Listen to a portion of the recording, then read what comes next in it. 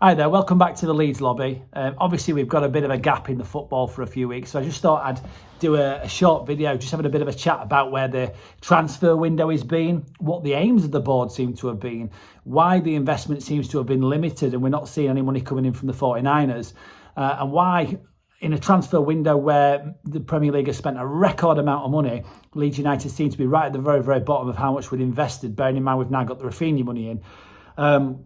Also, just wanted to touch base and talk about how we've had the Forest game cancelled because it's part of the previous game week, even though it's on a Monday. Yet we're now in a situation where we're having the game after, the week after the game against Manchester United cancelled because of policing issues, even though it just seems absolute lunacy to me that we're losing two fixtures and we're going to have fixture congestion later on down the line if we have a cup run. It would have seemed a lot more sensible for the Forest game to go on, even though it's part of the previous match week, and then have the Man United game as a game we have to play later on in the season. That would have seemed a lot more sensible. But again, the Premier League always crap on Leeds United, so that's always how it is. We don't get the rub of the refereeing decisions, and it seems to be that the Football League and the Premiership want to show us up at every single opportunity. I suppose it's part and parcel of being a Leeds fan. I want to talk a little bit about the transfer window and the interplay between Radrizzani and the 49ers and their shareholding. Radrizzani reportedly has a shareholding at Leeds United of 56%. The 49ers have 44%, although it would have been probably more poetic justice if they'd have had 49 and 51 being as they're the 49ers.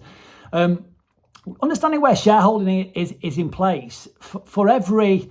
there's a bit of a pressure in terms of shareholding because in order for the club not to owe Radrizzani money that he has to take out at a later stage, or to owe 49ers money that they take out and have to take out at a later stage, what's classed as a director's loan, if for every £56 million that Radrizzani puts into Leeds United, the 49ers have to put £44 million in. If Radrizzani puts £100 million in and the 49ers don't match that, then the club owes Radrizzani that money back out of the club. It's called a director's loan. And we're in a situation now where it seems to me that we're so close within the next couple of years to selling the club to the 49ers, where they're going to take a majority shareholding, that any moves that are potentially going to damage the financial situation at Leeds United or cause one of those parties to put money in and not the other is having an impact on the team and who we're actually able to bring into the club right now. And I think that's not necessarily a good thing, but certainly I do think that with certain aims in place, and when you realise what the aims of the footballing high-ups at Leeds United had going into the transfer window, I actually think they've had quite a good transfer window if you take everything into consideration. Now, what I mean by that is this. I think that the Leeds United board went into that transfer window with the expressed aim of not spending any money or investing further money. And whilst not doing that, they wanted to strengthen the squad to a condition where it would finish somewhere around about mid-table. It seems to me that it's evident that that is the case. Now, that may have left us at the end of the transfer window a little bit short-staffed on the pitch when it comes to left-backs and also striking options. But what I would say is that for us to be in a situation where we've improved in almost every area of the pitch and now be in a situation where we can compete against Chelsea and turn out against teams like Wolves and actually put in a performance like where we're confident that we're not going to be dragged into that relegation zone situation, I think they've actually done quite a good job. And I'll tell you what my rationale is. I think that when we talk about the defensive options at Leeds United, our best defensive pairing is undoubtedly, from my point of view, Koch and Strauch.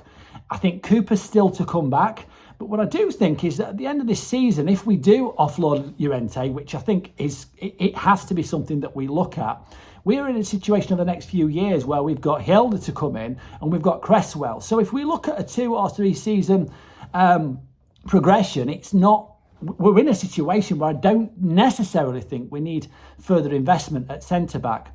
We've brought a right-back in who's young.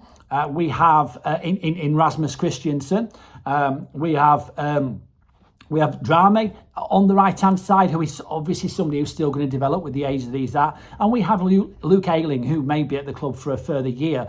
And as such, I do think that at right back, we have contingency options. It may well be that when we come to next year, or indeed even January, we may even bring another right back into the club as a youngster to supplement that. But we've got presence on the pitch now and also future players coming through. When we look at the... I'm going to come back to left back because I think that is something that is a bit of an anomaly, as I do think the striking options obviously are. Where we're at in central midfield, we've lost Calvin Phillips, who is arguably one of the best defensive midfielders in the league. He's going to Manchester City. I think he's going to be a squad player.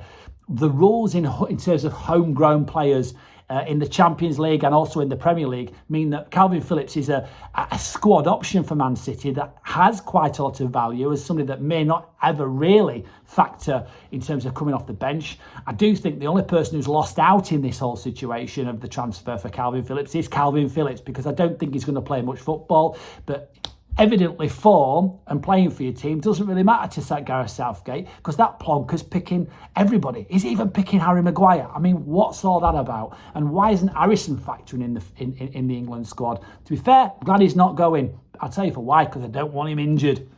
So for me, I think the replacements that we brought in for Calvin Phillips and for that Calvin Phillips money, being Tyler Adams and obviously Mark Rocker, I see that we've got quite good replacements for him. And I'm actually thinking that within the system that we've got, we've actually done all right out of that. I think that Adams will be worth every single penny that Calvin Phillips is worth in a few years, bearing in mind his age and what we spent on him. I think he's an upgrade. I also think that when we look at Mark Rocker's goal contributions and attempts on goal the last couple of games, and also his progressive passing, which is in the top 20 of the Premier League, bearing in mind he's not a defender and everybody else in that top 20 is a defender, I think we're going to get some attacking output out of Mark Rocker, which is something we never saw out of Calvin Phillips. So for me, that's a big thumbs up in terms of what we spent if we're looking at improving the squad without spending money. Then we look at the right wing berth and we see that we have let Rafinha go and we have brought in Brendan Aronson. And I think as a system player, he's going to seem, for me, to be the steal of that window right the way across the Premier League. It's evident with his already having scored goals, already having looked like scoring goals, and already being in a situation where he's among the assists. I actually think he's probably going to reach a tally that is pretty close to, if not surpassing, that which Rafinha has done in the previous 2 seasons. So for me, I think at 21 years old, coming in for around about 20-25 million, that has seemed to me to be something that is very, very good value. I think he's going to be worth what Rafinha is worth and what we've got for Rafinha in 2 or 3 seasons anyway. So from my point of view, I think he will be a mainstay in the league, in the club for quite some time. And I also think at some stage, if we do sell him, we will make a profit on him. And I think that from where I stand, that's good business. Very, very good business. I think that Sinisterra, who people are saying is a replacement, a more natural replacement for Rafinha, is somebody that has come in and has got a goal or in all of his first 3 games, and is offering us the same sort of attacking prowess outside the box that we got from Rafinha. I really like him, and I think if we keep him fit, he's going to be immense. So that leaves us thinking about Harrison, who seems to be doing better under this system than he did under Bielsa. That's nothing to drag against Bielsa. It's just that Harrison seems to be doing very well cutting inside, and he also seems to be scoring goals and getting goal contributions. If his form that we're seeing that's come from him in the last 2 or 3 games is down to the manager and is down to the new system, we can look forward to seeing a lot more from Harrison, and I'm really, really pleased we've kept him. Dan James is obviously a casualty, having gone and moved on. Although it's for a loan, that will probably be something that perhaps is made permanent next season. And I think that overall, in those sort of areas, in and around the attacking midfield and also around the wings, I think we've improved the squad, and I think we've got an attacking threat from 3, 4, 5 possible players in a way that we didn't have last season and the season before.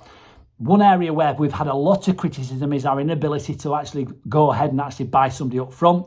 I think the 2 weeks off is going to help us, because I do think we're going to have Rodrigo back fit. Bamford now seems to be coming back fit. But what we do have, having not actually bought a striker, is we've got 18, 17, 19, 20-year-olds in and around the under-21s. We've obviously bought Nonto, which I think is somebody that is possibly for the future but might feature this season. We've bought Sonny Perkins. We've got Greenwood. We have players in and around that can factor in. We've got Joffy. So although we've not got a goal threat and a number 9 striker like an Ivan Toney, who I would have loved to have seen at the club, I do think we look potent going forward, and I do think we're going to make chances. And if we get somebody on the end of those chances, we shouldn't struggle for goals. One thing I do think is a real problem at the club, having identified who our best centre-half pairing is, one of those centre-halves is currently playing at left-back, and that's because we failed to sign a left-back. If we're going to play a narrow system, what's going to be very, very important is that we need really, really, really great wing-backs. We need somebody who can play a right wing back, who is able to get forward and contribute an attacking output. We need somebody who can play a left back, who can get forward and contribute an attacking output. Then we've got Tyler Adams, who can step into the back and allow the appropriate centre half to come across when need be. But what I am finding is that they have to, in this system, have wing backs that can get back and defend and also make defensive movements within the squad, within the team, on the pitch, on the day. Having got forward, they're able to get back. They need to be positionally aware and not even switch off for a second. Don't think we've got that with our current options. Luke Ayling, he came under a reasonable amount of criticism last season for his performances, to the point where we were talking about Drame coming back, even before we bought Rasmus Christiansen. And Firpo got nothing but criticism all season. It's undoubted that when we see him come back, his attacking output is probably going to be much better than we saw last season. But defensively, the guy lunges in and he's not particularly good when it comes to defensive actions. So this is something that we're going to look at, because if we're going to be exposed, it is going to be in that left back, right back berth. What needs to be seen, and is left to be seen, is when we've got Koch and Strauch playing regularly as a central defensive pairing, and we've got Cooper back as backup, are we going to be in a situation where we're going to see a more solid defence than we saw last season? Because we are going to play some teams, and it looks to me like we are going to have days where we are letting 5 or 6 goals in the same way as we looked like we were going to let in against Brentford. One other thing that's a big question for me is set pieces. We looked in the first 2 or 3 games, everybody was talking about how we set somebody on it. I think it was Matt Jacko. We've moved him into a place where we're talking about set pieces, and we've got somebody who's going to monitor set pieces, and he's got somebody who's going to train on set pieces. And that was good. And it's all right saying that when you're banging him in from set pieces. We do not have somebody who seems to be able to take a corner, who can actually get past the first man, who actually constantly is able to get beyond the front post. And as a Leeds fan, it's doing my head in. It's doing my head in to watch Harrison take a corner and not get past the front post. On the other side, to see Harrison take a corner and not get past the front post. What is wrong with this team where we're not able to cross the ball higher than 5 foot high, and it constantly gets knocked out? So for me, if we're training on set pieces, let's do it properly. Let's actually see a situation where we're able to see a corner taken that gets past the first man. And let's see a little bit of variety in the way that we're attacking those corners. Because for me, it's a gap at the minute. So if we look at where we've invested, we've bought Jarby, who I think looks to me like he's going to be a world beater, 18 years old, 5 million quid. I think he's going to be somebody for this next generation. We've got Gray coming through, 16 years old, very, very old head on his shoulders. Somebody who is positionally and technically very, very good. Somebody who's going to come through. We've got Nonto, we've got Greenwood, we've got Cresswell to come back, we've got Hjelde in the squad, we've got Drame in the squad. These are all players that the more and more we give them opportunity to play in the first team, the better they're going to be for us in the future. I think the future is bright for Leeds United.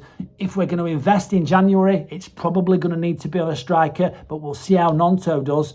Myself and Daniel are going to go to the under-21s match tomorrow evening. It's going to be very, very interesting to see that game, on account of the fact there's going to be 4 or 5 first-team players in that team, and we'll see how Leeds United do in that game. And hopefully we see players coming back fit. We don't see Bamford scoring a goal and sliding on his knees and doing something stupid like Rio Ferdinand was out for 6 weeks when he tried to put his foot on his coffee table, sort of injury. We want to see a Leeds United we've got players coming back. We want to see Firpo in among the assists and in among the goals.